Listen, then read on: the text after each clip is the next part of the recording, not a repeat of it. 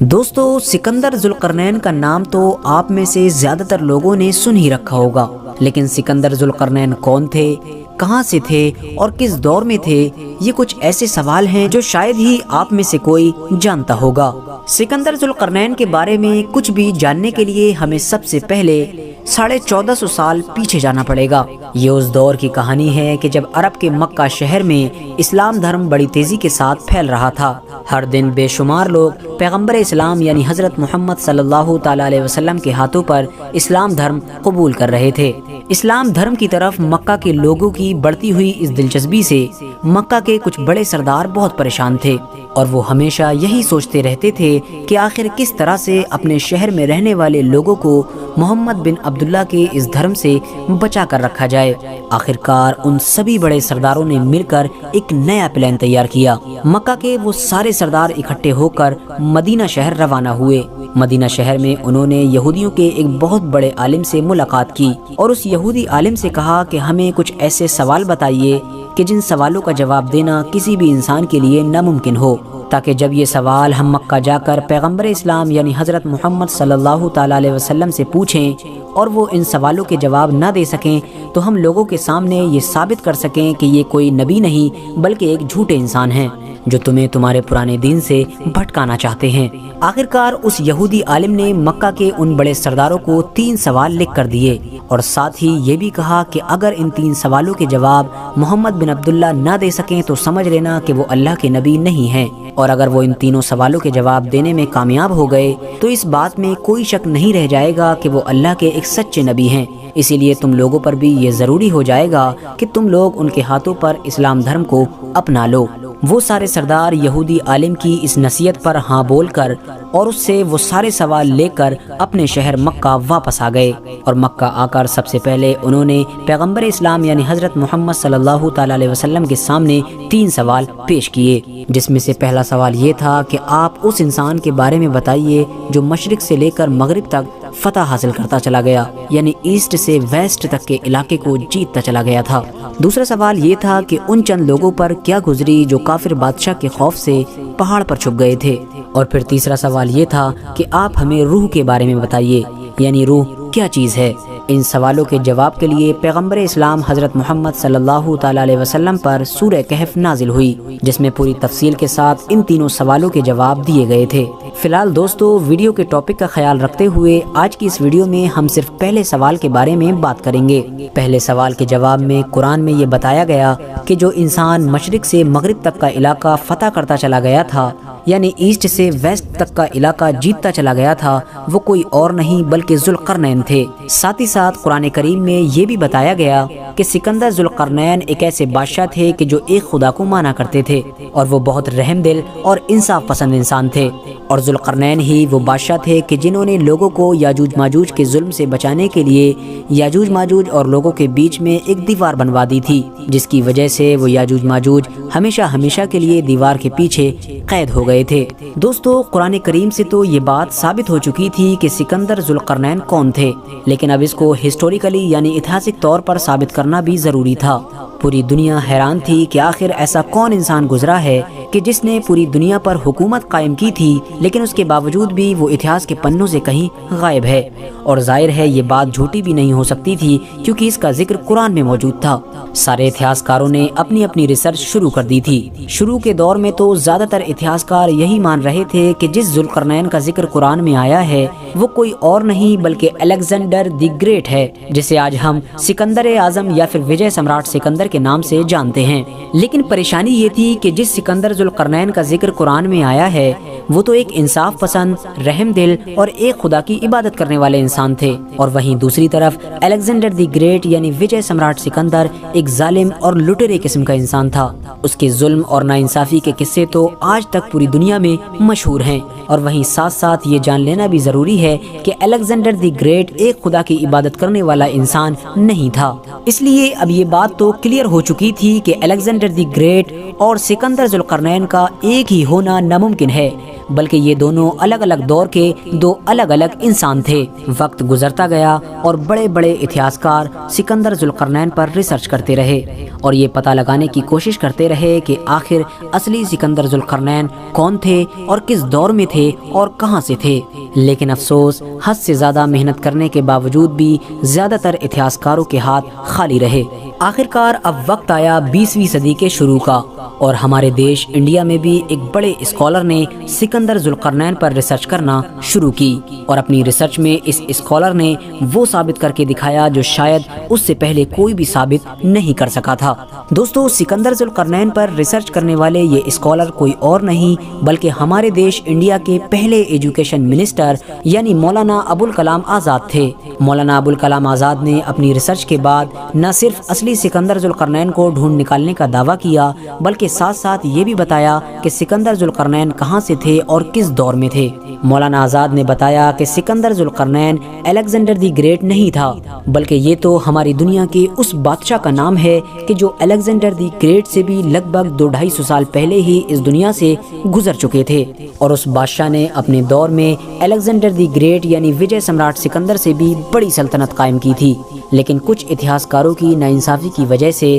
اسے اتہاسک کتابوں میں وہ جگہ نہ مل سکی جو الیگزینڈر دی گریٹ یعنی سکندر اعظم کو مل گئی ہے۔ اس بادشاہ کا اصلی نام سائرس تھا جسے آج ہم سائرس دی گریٹ کے نام سے جانتے ہیں۔ حالانکہ دوستو، ہم اس بات سے بھی انکار نہیں کر سکتے ہیں کہ مولانا ابوالکلام آزاد سے پہلے بھی بہت سارے اتہاسکار سکندر ذوالقرنین کو سائرس دی گریٹ بتا چکے تھے، لیکن ان کے پاس کوئی بھی اتنے زیادہ مضبوط فیکٹس یا دلیلیں موجود نہیں تھیں کہ جس سے وہ لوگوں کو یقین دلا سکیں، لیکن مولانا آزاد اس طرح کے فیکٹس یعنی دلیلیں لوگوں کے سامنے رکھنے میں کامیاب ہو گئے تھے کہ جن سے لوگوں کو پورا یقین ہو گیا تھا کہ سائرس دی گریٹ ہی سکندر ذوالقرنین ہیں، کیونکہ اتہاس کی کتابوں کو پلٹنے سے یہ بات بالکل کلیئر ہو جاتی ہے کہ سکندر ذوالقرنین کے بارے میں جو چیزیں قرآن میں بتائی گئی ہیں بالکل وہی چیزیں سائرس دی گریٹ کے اندر بھی موجود ہیں۔ دوستو، اب اگر بات کی جائے اس بارے میں کہ آخر یہودی سکندر ذوالقرنین کا ذکر قرآن میں بھی آنے سے پہلے سے ہی انہیں کیسے جانتے تھے، تو آپ کو بتاتے چلیں کہ سکندر ذوالقرنین یعنی سائرس دی گریٹ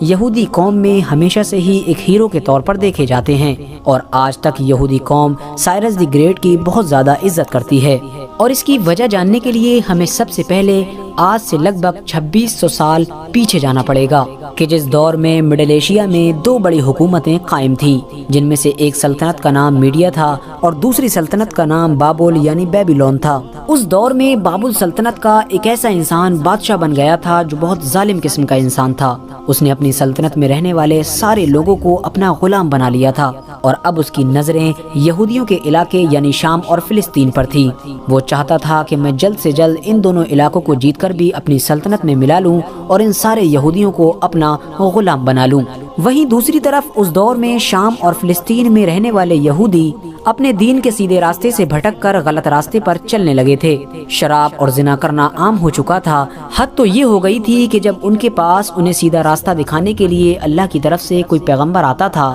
تو وہ اس پیغمبر کی بات ماننے کی بجائے اسے قتل ہی کر دیا کرتے تھے۔ یہودیوں کی انہی نافرمانیوں کی وجہ سے بابل کا وہ ظالم بادشاہ جس کا نام بخت نصر تھا ان کے اوپر عذاب بن کر نازل ہوا، اور اس نے شام اور فلسطین پر حملہ کر دیا۔ بابل کے بادشاہ بخت نصر نے نہ صرف چھوٹے چھوٹے جانوروں کی طرح ہزاروں یہودیوں کو قتل کر دیا بلکہ ساتھ ساتھ لاکھوں یہودیوں کو قیدی بنا کر وہ اپنے شہر یعنی اپنی راجدھانی بابل لے گیا، اور بخت نصر جاتے جاتے یہودیوں کی سب سے پوتر یعنی مقدس جگہ ہیکل سلیمانی کو بھی توڑ گیا تھا، اور وہیں سے یہودی قوم کے برے دن شروع ہو گئے تھے۔ لیکن دوستو، انہی دنوں ایران میں بھی ایک چھوٹی سی حکومت قائم تھی جس کا نام انشان تھا، اور اس پر کمبوجیا نام کا ایک رئیس حکومت کیا کرتا تھا۔ لیکن دوستو، اس رئیس کو نہ تو جنگ کرنے کا کوئی خاص شوق تھا اور نہ ہی یہ اپنی سلطنت میں رہنے والے لوگوں سے کنیکشن میں رہا کرتا تھا، بلکہ اس نے تو اپنی پوری ہی زندگی صرف اپنے ہی کاموں میں بزی رہ کر گزار دی تھی۔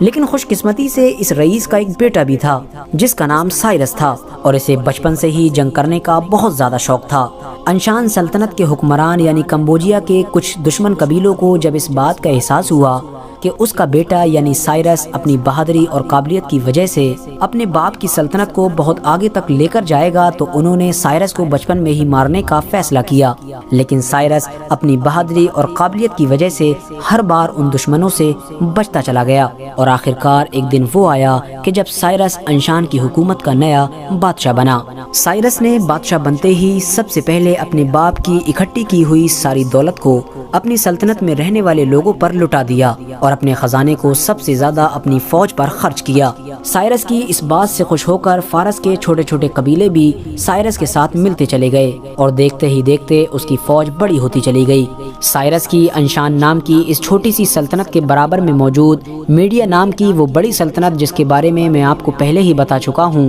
اس کے حکمران کو جب سائرس کی بڑھتی ہوئی طاقت کی خبر ہوئی تو اس نے سائرس کو اپنے لیے خطرہ سمجھا، اور اس نے فوراً سائرس کی انشان حکومت پر حملہ کرنے کا ارادہ کیا۔ لیکن میڈیا کی وہ بڑی فوج جو پہلے سے ہی اپنے بادشاہ سے ناراض رہا کرتی تھی، اس نے جب سائرس کی بہادری، ہوشیاری اور رحم دلی دیکھی تو اس نے فوراً اپنی سلطنت کو چھوڑ کر انشان سلطنت کی فوج میں شامل ہونے کا ارادہ کر لیا، اور اس طرح سے اب سائرس انشان نام کی اس چھوٹی سی سلطنت کے ساتھ ساتھ پاس ہی میں موجود بڑی میڈیا سلطنت کا بھی بادشاہ بن چکا تھا۔ دوستو، اس دور میں سائرس کی میڈیا سلطنت کے برابر میں ہی لیڈیا نام کی بھی سلطنت تھی۔ لیڈیا کے بادشاہ نے جب سائرس کی بڑھتی ہوئی طاقت دیکھی تو اسے کچلنے کا ارادہ کیا۔ آخرکار سائرس اور لیڈیا سلطنت کی فوجیں اس جگہ پر آمنے سامنے آئیں جہاں پر آج ترکی دیش موجود ہے۔ جنگ شروع ہی ہونے والی تھی کہ اچانک سے سردی کا موسم آ گیا، جس کی وجہ سے دونوں فوجوں کو واپس لوٹنا پڑا۔ سائرس جب اپنی فوج کو لے کر واپس اپنی سلطنت میڈیا میں لوٹ رہا تھا تو راستے میں اسے خیال آیا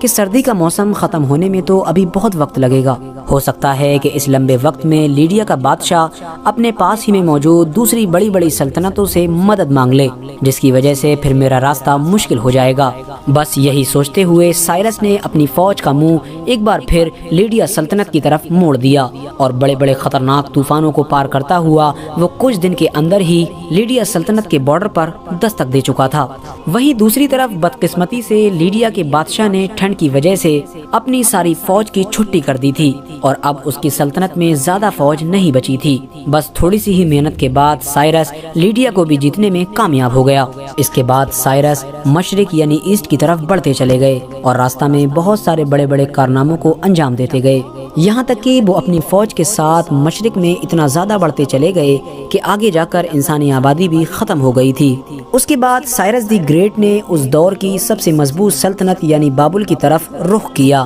جہاں پر ظالم بادشاہ یعنی بخت نصر کی موت کے بعد اس کا بیٹا اگلا بادشاہ بن چکا تھا۔ لیکن بخت نصر کا بیٹا اتنا زیادہ عیاش اور مستی خور تھا کہ اسے سائرس کی بڑھتی ہوئی طاقت کا ذرہ برابر بھی احساس نہیں ہو پایا تھا۔ اس کے بہت سارے قریبی لوگ اسے سمجھایا کرتے تھے کہ تم غلط چیزوں سے باز آ جاؤ اور اپنی سلطنت میں رہنے والے لوگوں پر ظلم نہ کرو، لیکن وہ کسی کی بھی بات سننے کے لیے تیار نہیں ہوا کرتا تھا۔ آخرکار وہ دن بھی آ گیا کہ جب سائرس نے اپنی پوری فوج کے ساتھ اس وقت کی سب سے مضبوط سلطنت یعنی بابل کے دروازے پر دستک دی۔ سائرس کے اتنے قریب آ جانے کے باوجود بھی بخت نصر کا بیٹا یعنی بابل کا بادشاہ یہی سوچا کرتا تھا کہ سائرس میرے شہر کو فتح نہیں کر پائے گا، اور اس کے اس اوور کانفیڈنس کی وجہ یہ تھی کہ کیونکہ بابل اس دور میں دنیا کا سب سے مضبوط شہر مانا جاتا تھا۔ سائرس سے پہلے دنیا کا کوئی بھی بادشاہ اس شہر کو فتح نہیں کر پایا تھا۔ لیکن بابل کے بادشاہ کے لیے بدقسمتی کی بات یہ تھی کہ بابل شہر میں رہنے والے لوگ جو پہلے سے ہی اپنے بادشاہ سے ناراض رہا کرتے تھے،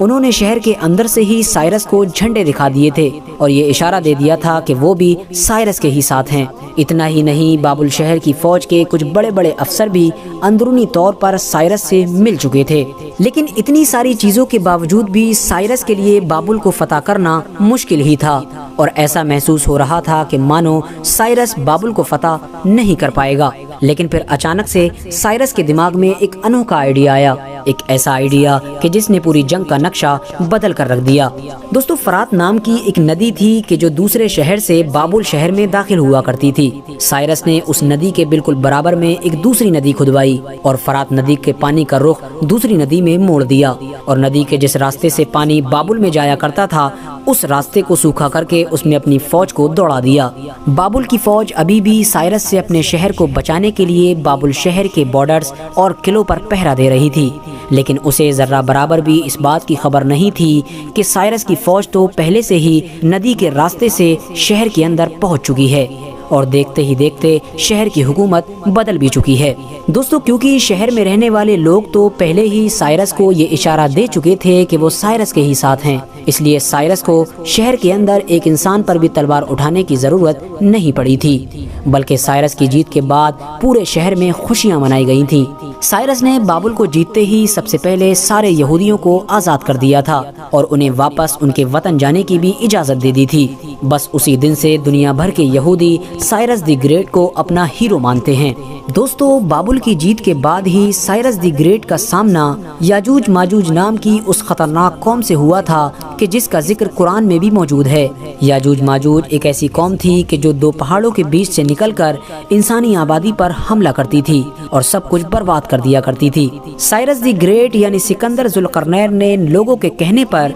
उन दोनों पहाड़ों के बीच एक लोहे और तांबे की दीवार बनवा दी थी, जिसकी वजह से वो कौम हमेशा हमेशा के लिए उस दीवार के पीछे कैद हो गई थी और दोबारा कभी भी इंसानी आबादी पर हमला न कर सकी थी। दोस्तों, Cyrus the great he Sikandar Zulqarnain थे, इसको साइंटिफिक तौर पर भी साबित कर दिया गया है और ये बात साबित हुई थी 1838 में साइरस द ग्रेट के मिलने वाले एक मुजस्समे से। मुजस्समे में साफ तौर पर देखा जा सकता है कि साइरस दो सींगों वाली एक टोपी लगाए हुए हैं, जिससे ये साबित होता है कि वही जुल्करनैन हैं। इसके अलावा तमाम इतिहासकार इस बात पर भी मुत्तफिक हो चुके हैं कि साइरस द ग्रेट भी एक खुदा की ही इबादत करते थे और जाहिर है कि कुरान में जिस जुल्करनैन का जिक्र है वो भी एक ही खुदा की इबादत करते थे। तो दोस्तों, इन दोनों के बीच ऐसी बहुत सारी कॉमन चीजें मौजूद हैं जो एक इंसान को सोचने पर मजबूर करती हैं। फिलहाल दोस्तों, आज की अपनी वीडियो को हम यहीं पर ख़त्म करते हैं। वीडियो पसंद आने पर न सिर्फ वीडियो को लाइक करें बल्कि अपने फ्रेंड्स के साथ भी ज़रूर शेयर करें और इसी तरह की नॉलेजेबल और हिस्टोरिकल वीडियोस हमेशा देखने के लिए हमारे चैनल को सब्सक्राइब करके साथ ही में बेल आइकन को भी प्रेस कर दें।